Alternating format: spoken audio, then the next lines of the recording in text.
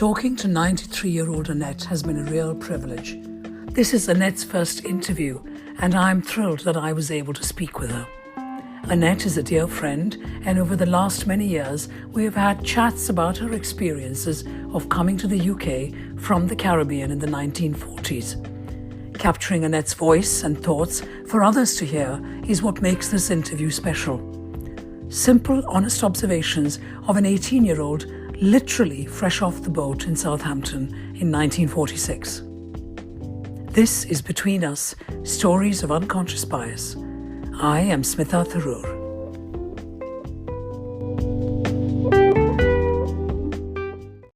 Hello, everybody.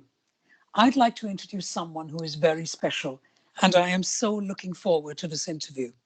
I'd like to introduce Annette Smith, née Julien, who was born in December 1927 on the small Caribbean island of Grenada into a privileged family. Annette was educated in Trinidad and returned to Grenada, where she completed a year of nursing before embarking on her journey to England, aged just 18. Now visualize this. Annette traveled completely alone, and this was her first trip abroad. In 1946, just soon after the Second World War, Annette became the only Black nurse at the Guildford Royal Surrey Hospital. She married a Londoner and had 3 children before returning to her nursing profession as a community nurse.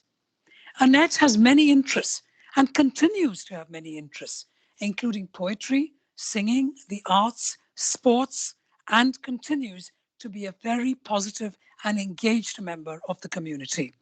So I am hugely looking forward to talking to Annette and hearing her stories of unconscious bias. Annette, thank you so very much for joining me today. I'm looking forward to it, Smita. So unconscious bias is what we're talking about, Annette.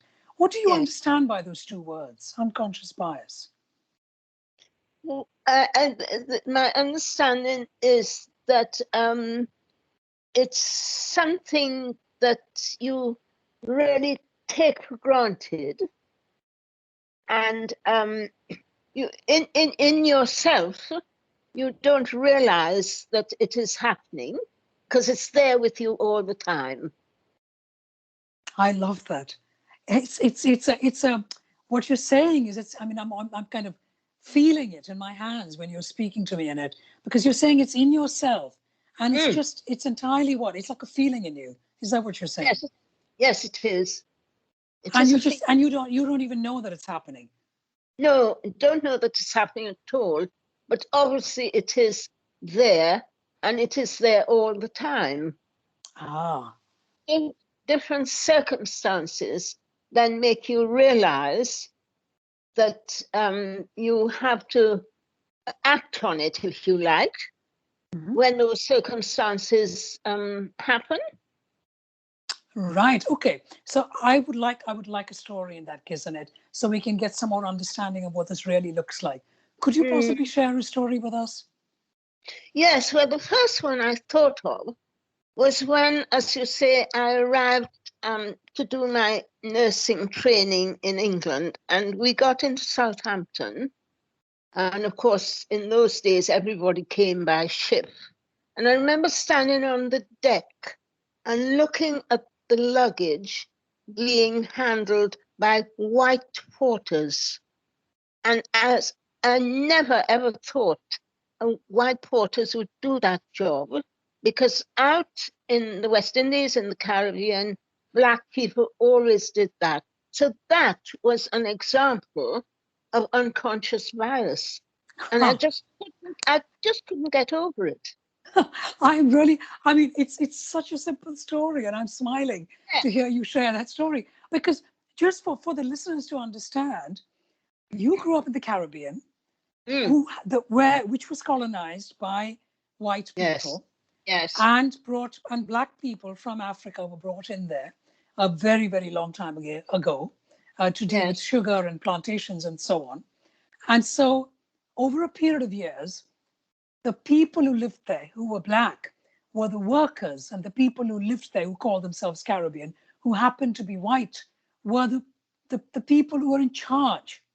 And therefore, you would have never seen a white man, or a woman for that matter, being a porter or doing what you call basic kind of menial work. Is that what you're saying? That is quite right. This is what I'm saying. I suppose really it's a bit of stereotyping. Well, that's an unconscious bias, though, isn't it? Yes, it is. It is, very much so. Mm.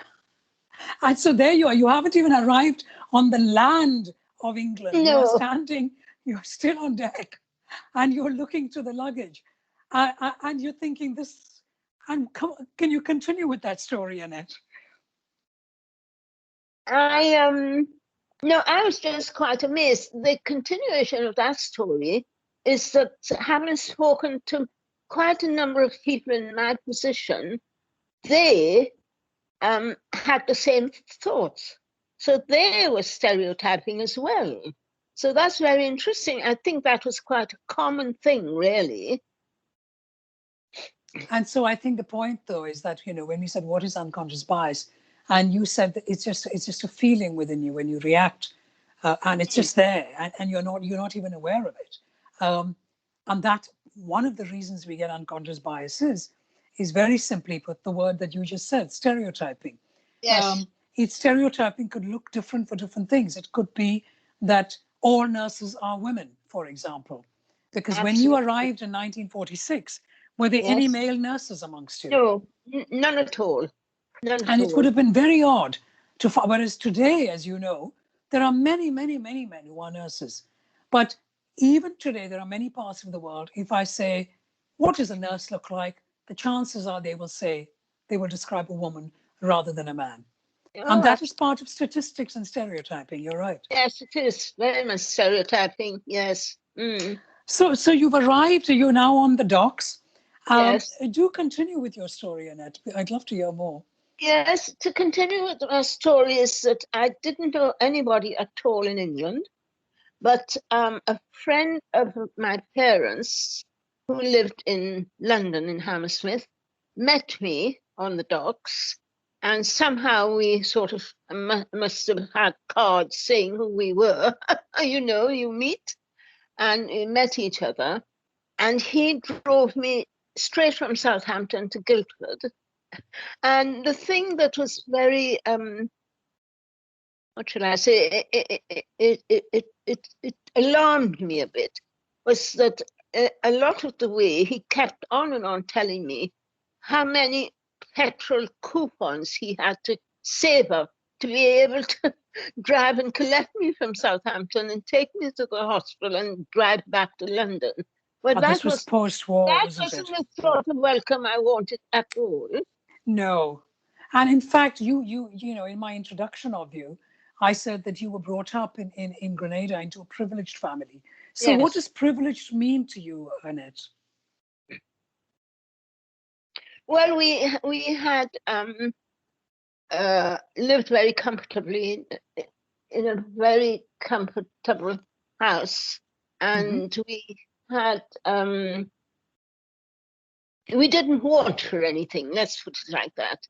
We didn't want anything, and we had a very, very good life. We had our we had staff in the house, and our father was very good at taking us to swimming nearly every afternoon after school.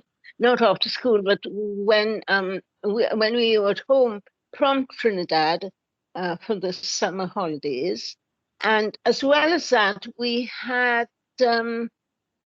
a very beautiful family farm on the tip of Grenada.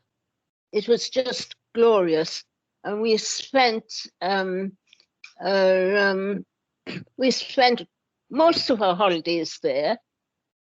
We were also very privileged in being able to live among animals, sheep and horses and cattle, and it was that in itself was an education, as well as our school education. So no wonder then, Annette, that here you are growing up on this island amongst, going to the sea, having animals around you, having staff in the home, having a sense of not wanting, and the first experience you have with someone, that individual, probably because it's Yes. post-war and they're struggling for, financially, economically, and so on, Yes. reminds you, and it would have been a very long journey from Southampton to Guildford, it was reminding you constantly about the fact that you had to collect petrol coupons just to pick you up and Yes. take you. And that was so Absolutely. against your normal, isn't that correct? Mm. Because Mm. your unconscious bias or your natural way of living up until the age of 18 when you arrived in this country was one of comfort, of Yes. belonging, of generosity, of all kinds of things. Whereas you got the exact opposite when you arrived, which of course would Not have the exact shaken opposite. you to Yes. the core. Yeah. Absolutely. It really was. It was very difficult. I was an extremely shy young woman. And of course, I was just taken to the hospital and he said goodbye and went away. And I was left sitting in front of the matron. And that in itself is not is not the best welcome you can have. You just have to get on with it. And so I did get on with it. But then I had to get on with post-war Britain, with the Right. rationing, Yes. with the rationing, with the weather Which month did you arrive in England? in October. Well, for those of us who have been to England and who come from a hot country, whether it's India or whether it's a South Asian country or whether it's the Caribbean islands, you can imagine the shock that poor Annette would have had in her system, Yes, arriving from Grenada in October to cold and damp London. Not yes, London, sorry, absolutely. Southampton. Yeah. Yes, yes. There was all that to put up with. There was a ration, and I think I must tell you the story, Smita. Our ration books were handed in, of course, to the hospital because we lived in and had all our meals there. But the two things that were given to us every week was our sugar ration and our butter ration. Now, having grown up where sugar was grown and there was a lot of it, I used to get through my sugar ration. We had it on Sunday, and I used to get through mine by Wednesday. And I'm so, sorry, but it's such an irony that you come from the country that makes sugar, that grows sugar, sugar, and now you are rationed. and of course, I could not ask the other girls to let me have any of their sugar ration. And that was when I stopped taking sugar in anything. And that has continued throughout my life. And that was a good thing. That was not a bad thing at all. But No. this is wonderful, Annette. So could you share another story of unconscious bias? You've now arrived. You are in Guildford Royal Surrey Hospital, Mm. and you are the only Black nurse there. Yes. Um, Yes. Yes. The other thing, of course, is would I be accepted by the other nurses?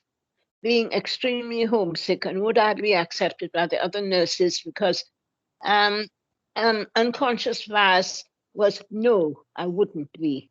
No. So that was very, very, very difficult for me. They were curious about me more than being prejudiced. That stuck out in my mind immediately. They were very curious because they knew very little about the West Indies, about the culture there. And so they very gradually would say, you know, the English thing, Smita, come and have a cup of tea with us and a chat. And in doing that, they learned about me and I learned about them. That's so wonderful, because I just want to remind the listeners that Annette arrived in the United Kingdom in 1946, and this is post-war, and a good 10 years before Windrush. And for those Yes. of us who are listening to this podcast in the United Kingdom, we have a lot of understanding of the fallout of what we call the Windrush generation. And the Windrush generation is a brief summary. That was the name of the ship that a lot of people came from the West Indies, as it was then called, Jamaica and Trinidad and Grenada, probably. And they came in the 50s because they wanted, and there were enormous number of people who came here who wanted to make a better life economically, but sadly went through an enormous amount of racism because the people in this country at that time were feeling a bit threatened. Post World War II, were trying to find their own feet economically and were being threatened by a huge influx of people from another country arriving here. Whereas when you arrived 10 years earlier, give or take, none of that was there. No, And it was just curiosity. That's what you're saying. It was huge curiosity. It was. And so what does that then teach us, Annette, about this whole idea? You know, we talk, especially these days, since last year on Black Lives Matter and so on, you know, there's a lot of conversation around racism and bias and how we react to people because of the color of their skin. So if we think about you in 1946 and many people who arrived, say, in 1956 or 55, what would you say, you know, what is your understanding of this idea of racism and so on under the headline of unconscious bias? Because I was thinking that because of what you said earlier on, Annette, that you know, with you aged 18 in 1946, people were curious. And therefore, would you feel that that curiosity then ended up being open and friendly? Or was did it end up being discriminatory? Yes, it did end up being friendly. I made very good friends. One of my colleagues in particular, she had been with several other children and families were due to sail out to the West Indies to avoid the war. That didn't happen because the ship that they were due to go on had been torpedoed, so they couldn't go. So when I arrived from the West Indies, she was very curious to find out all about it. And she and I became extremely good friends. And I used to go to her family with her and even spend a day or two with them on my own. And that benefited me enormously because they were very political people. And I just caught up on British politics then. And that started my interest on politics. So it was just about learning about other people, both ways. Both ways, exactly. Yes. Exactly. No, and the reason why I was kind of asking that question of you know, people's idea of discrimination and racism and any kind of discrimination for that matter, but this one specifically, I was thinking that often when people are put on the defensive, we push back. If we feel that our jobs are being taken or we are feeling in any way threatened, then we push back from the people who we perceive are threatening us. Whereas because your arrival in the country was so rare, somebody who looked like you, there was no feeling of being threatened by the people who met you. And because there was no feeling of that, they were genuinely curious and therefore there was no discrimination. So what I'm just trying to say is that often when we use headlines like discriminatory behavior and racism and bias and so on, it could be that it stems because of our own insecurities when we perceive another group of people who are different to us. That's all I'm just saying. Point. Yes, it could well be that. Indeed, it could. Yes, yes. Okay, so Annette, I mean, this is just wonderful. So there you are now in the hospital, and you're making friends, and you're learning politics. Do continue. Could you share another story? Yes. The other thing about it, and this comes under unconscious bias, is the accents. Oh yeah. The different English accents, because the English accents that we heard out in the Caribbean in those days were the English people who had gone out to sort of major senior posts, you know, and they spoke in what we now would call a middle-class English accent over here. And so I expected everybody to speak like that, but they didn't. And I was quite fascinated because by the different accents, by the London accents, And of course, at that time, a lot of Irish people had come across from Ireland, and they worked in hospitals, not only as nurses, but as ward cleaners and that sort of thing. And the different English accents absolutely fascinated me. And then that took me on to the history, really, of London. And it took me on to finding out about the about the stories about on Friday nights where the women used to go to the pubs and have the gin because that was the cheapest drink, and it was the only one they could afford. But I was fascinated by the accents, and later on I was fascinated by the different slangs of London. And I still like have. Cockney, Liming Scan and so on. Yes, yeah. It's funny because, as you know, Annette, I grew up in India, a hot country, Yes. and then I arrived, fortunately not in cold Britain, I arrived in July during a heat wave. So I'm Yeah. very grateful for that. Yeah. They thought it was hot, but I thought it wasn't hot enough as far as I was concerned. And I too, even though I came 40 years after you arrived, I too was taken aback by the accent. So I'm smiling. Yes. I know exactly what you feel because you hear the radio. Um, and that would be BBC World Service, which is all about received pronunciation. Yes, and you hear what we call the British accent, I suppose. Exactly. Yes. Yes. And it's perfectly reasonable. So I know how you felt. 40 years later, I experienced the same. Yes. That is so true. But your accent, though, Annette, I'm just trying to hear your accent, and I want the listeners to listen to you. Tell us a little bit about that. I had my lovely Grenadian accent when I arrived, but over the years I've lost it, and I'm very, very, very sorry that I've lost it. Oh, yes. It just, I think, so unconsciously, implicitly, you just absorbed the accents that you were hearing. Yeah. Yes, you do, and you don't realize it. You don't realize it, not at all.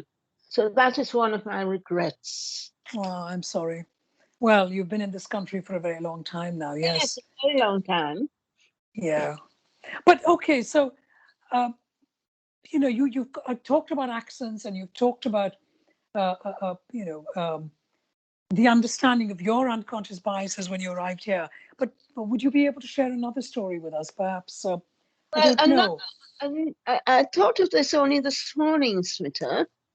The other unconscious bias was to do with hospital matrons.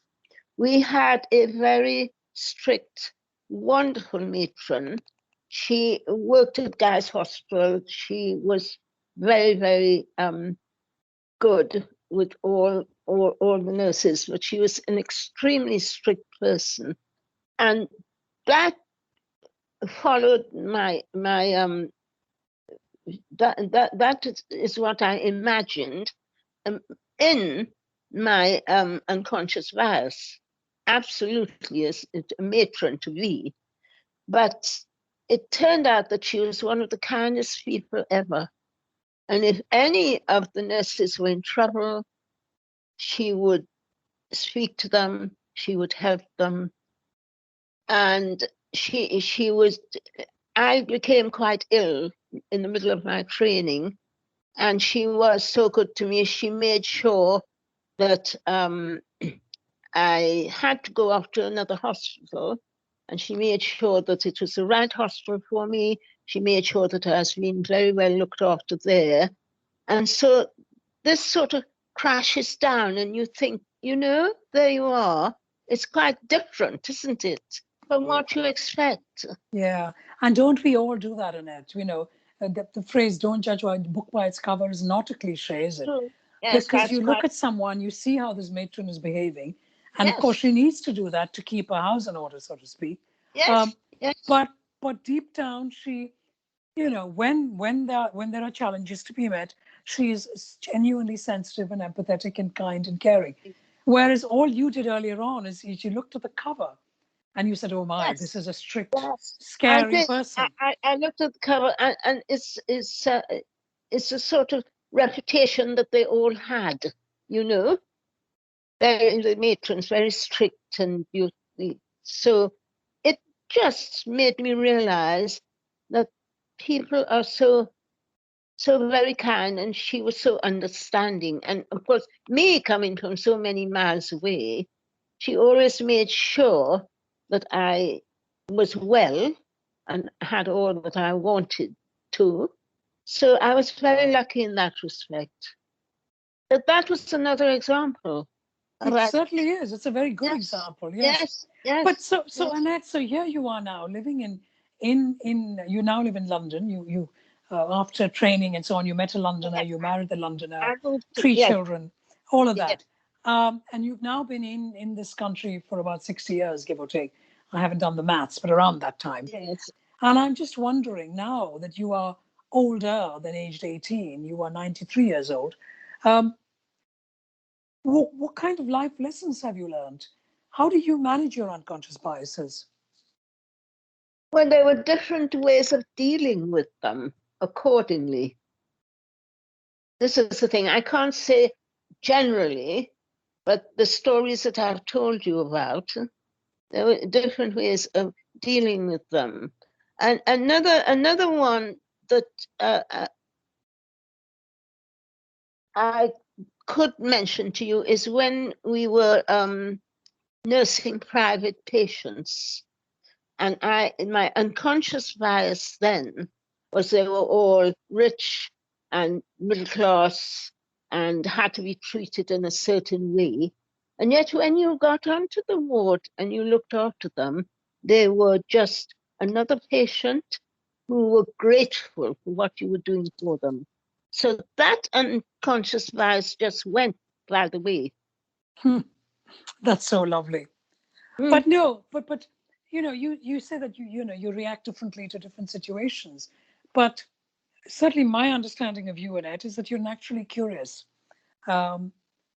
So, you know, when I say unconscious biases, so how do you live your life these days in terms of whatever's happening around you? Well,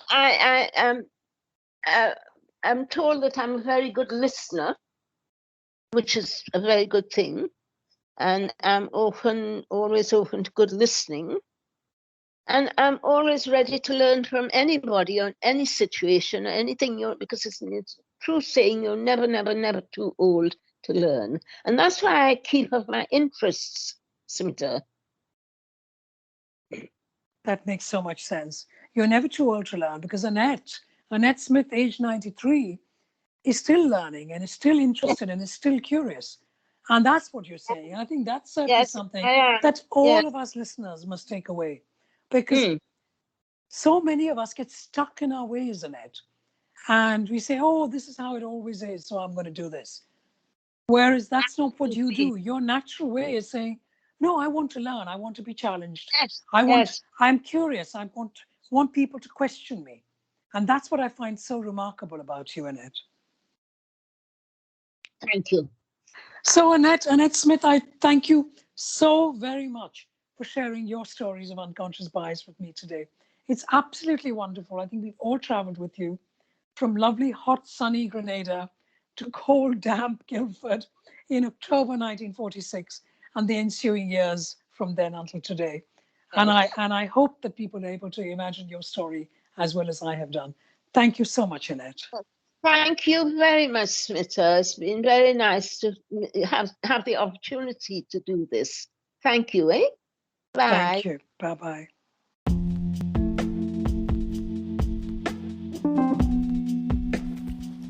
Thank you for listening.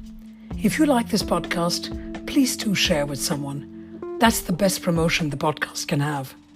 The more we hear these amazing and brave stories from speakers around the world, the more we can learn about this important subject of unconscious bias.